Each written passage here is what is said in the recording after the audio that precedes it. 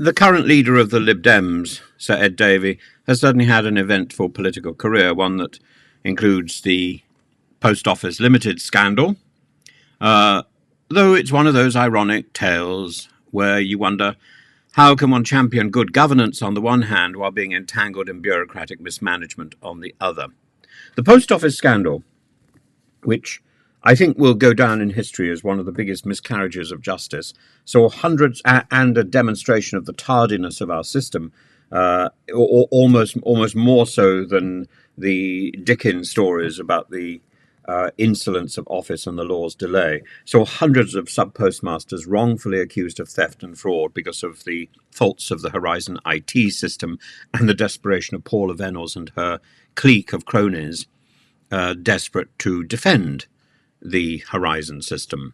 Sir Ed Davey was the business secretary from 2012 to 2015, overseeing the post office during this period when the scandal was still unfolding, and he claims not really to have known what was going on. Davey's role in this debacle is, to put it mildly, a masterclass in bureaucratic irony. As a minister, he defended the post office's actions and the integrity of the Horizon system despite mounting evidence to the contrary.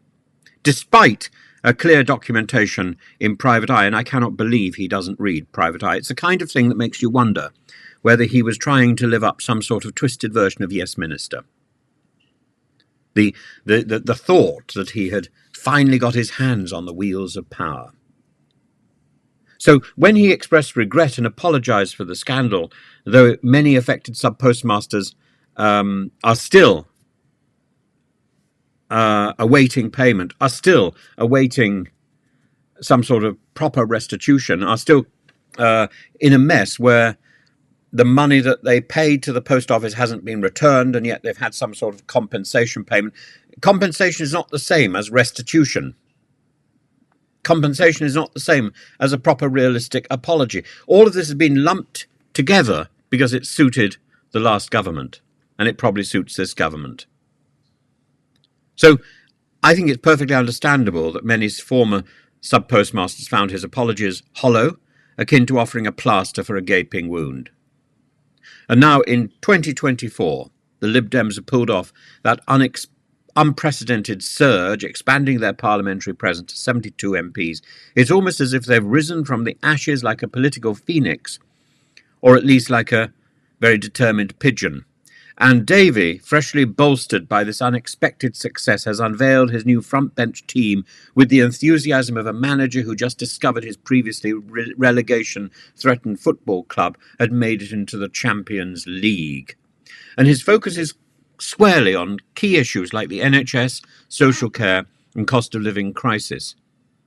And a trinity of policy areas where the government's incompetence gives the Lib Dems a rare opportunity to look like the adults in the room.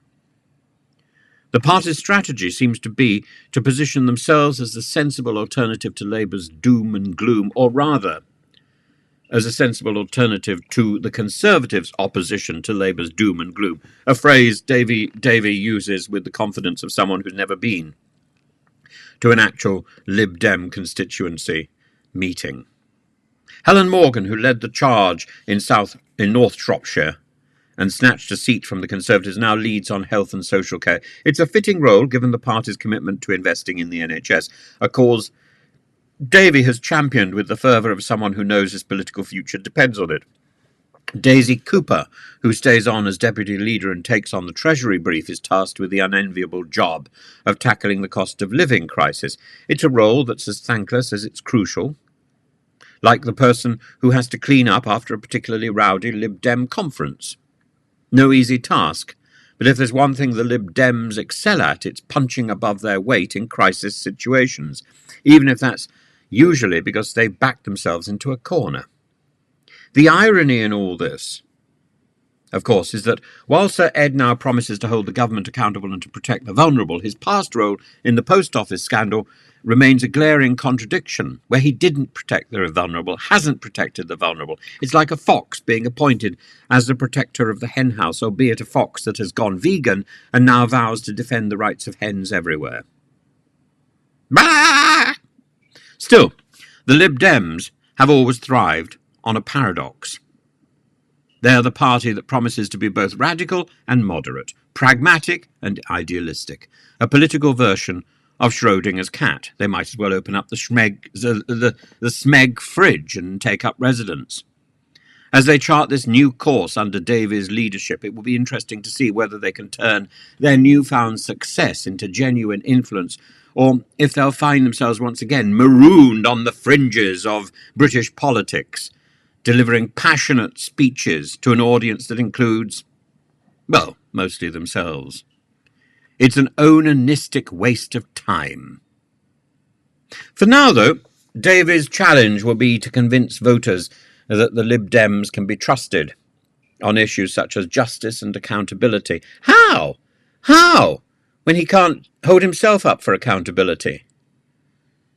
As the ghost of the post office scandal looms large. That ghost will never go away as long as Ed Davey is in charge. But if he can pull that off, it would be the greatest trick the Lib Dems have managed since they promised to scrap tuition fees. And we all know how that turned out.